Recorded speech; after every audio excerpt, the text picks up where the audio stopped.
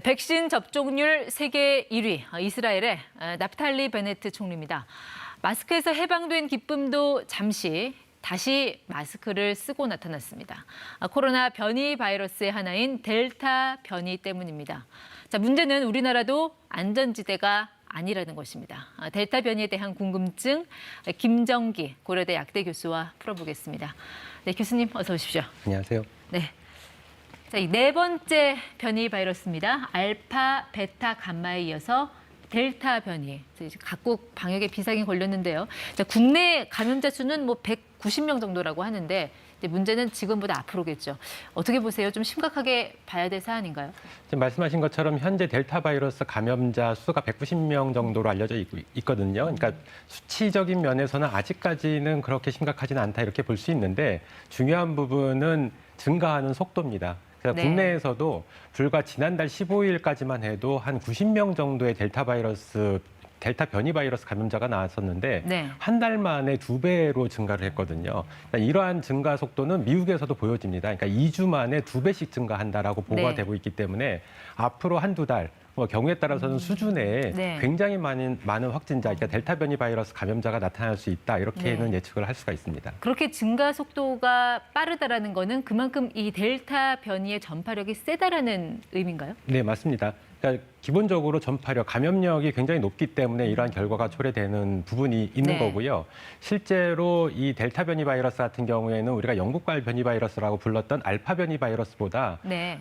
전파력이 한 60% 정도 높다라고 알려져 있고 네. 영국발 변이 바이러스가 기존 바이러스보다는 한 80% 정도 감염력이 높거든요. 그러니까 굉장히 높은 전파력을 가지고 있다 이렇게 보시면 될 것 같습니다. 네, 저희가 특정 국가 이름은 이제 언급을 하는 게 좀 낙인 효과가 있기 때문에 네네. 알파, 베타, 델타 이런 식으로 표현을 하도록 하겠습니다.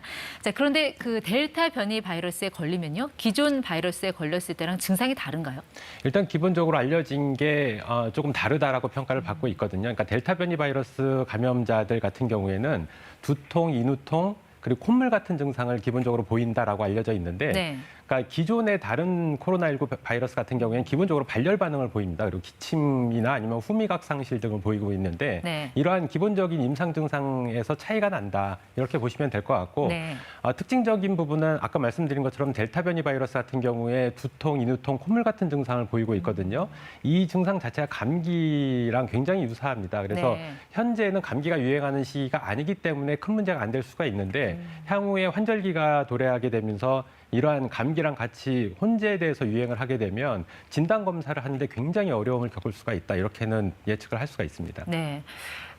이제 관건은 이제 백신이라는 이 방패가 이렇게 날카로워진 창을 과연 막아낼 수 있느냐의 문제인데 국내 감염자 190명이요. 대부분 백신을 안 맞은 사람들인가요? 일단 현재 우리 보건당국에서 이 부분에 대해서 명확히 밝히고 있지 않기 때문에 네. 알 수는 없는데 아마 대부분 백신 미접종자일 걸로 추정을 하고 있습니다. 근데 중요한 부분은 우리나라 데이터는 아직까지 공개가 제대로 안 됐지만 네. 해외 사례를 볼 수가 있는데 대표적으로 이스라엘 같은 경우에 최근에 확진자들 중에 70%가 델타 변이 바이러스 감염자고요. 그중에 3분의 1은 백신 접종을 완료한 사람들이라고 알려져 있습니다. 네. 그러니까 이 부분을 국내로 대입을 하게 되면 향후에 우리나라에서도 델타 변이 바이러스가 지역사회에서 크게 유행을 하게 되면 네. 백신 접종 완료자들 중에서도 감염자가 속출할 수 있다. 이렇게 예측을 할 수가 있겠죠.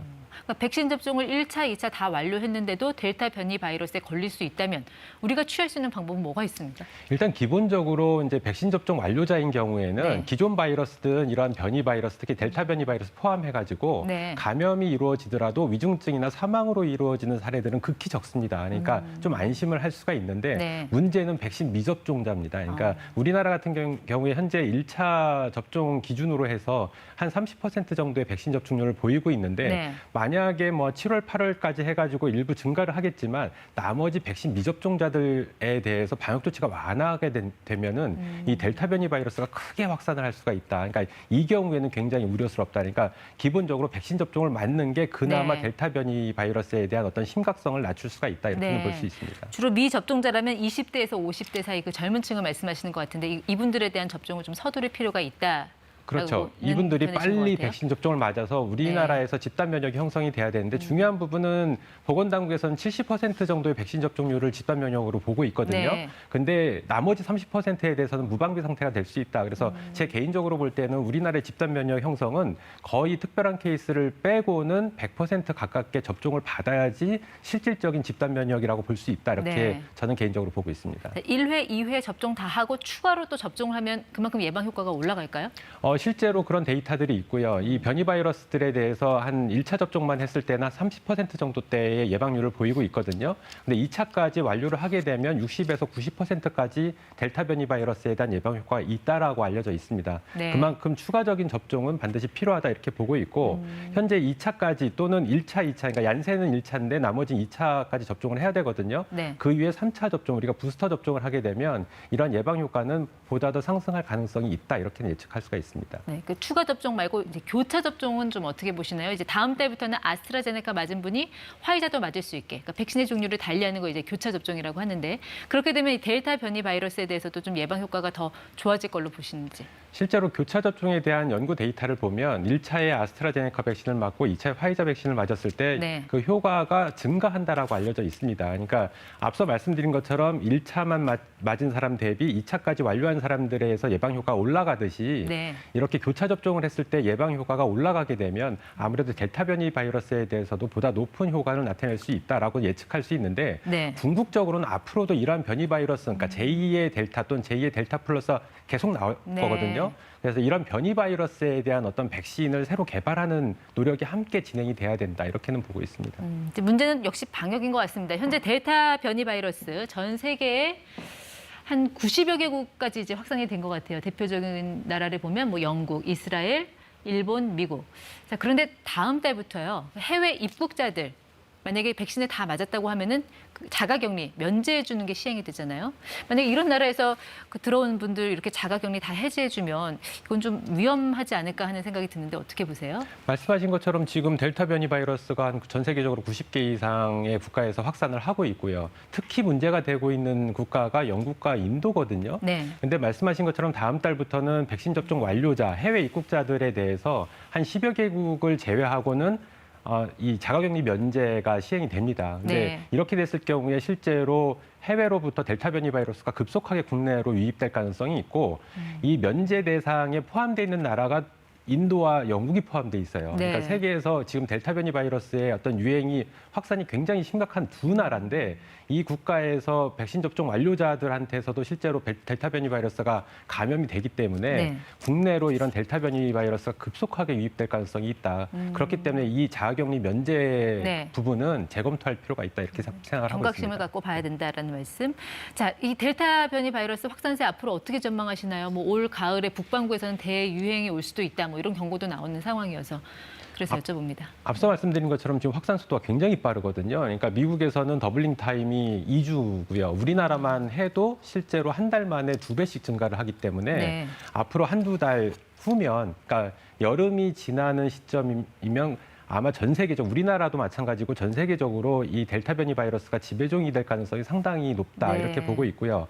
앞서 말씀드린 것처럼 임상 증상 자체가 감기 바이러스와 굉장히 유사하기 때문에 이 진단하는데 굉장히 어려움이 네. 발생을 하게 되면서 실제로 굉장히 크게 확산할 가능성이 높다 이렇게는 보고 있습니다. 조금 전에 델타에 의해서 뭐 델타 플러스 출몰한 것도 잠깐 말씀을 하셨는데 이렇게 변이가 계속되면 결국 독감처럼 이게 매년 백신을 맞아야 되는 그런 상황이 올 수도 있겠네요.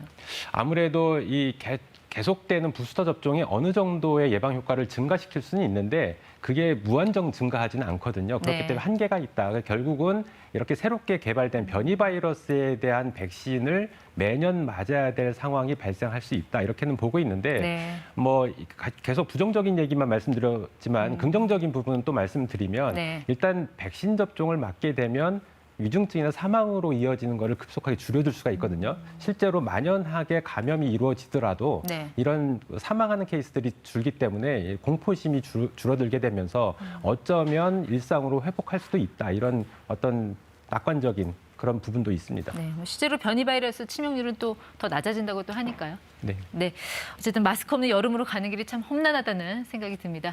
네, 지금까지 ETY 김정기 고려대 약대 교수와 함께했습니다. 네, 고맙습니다. 감사합니다.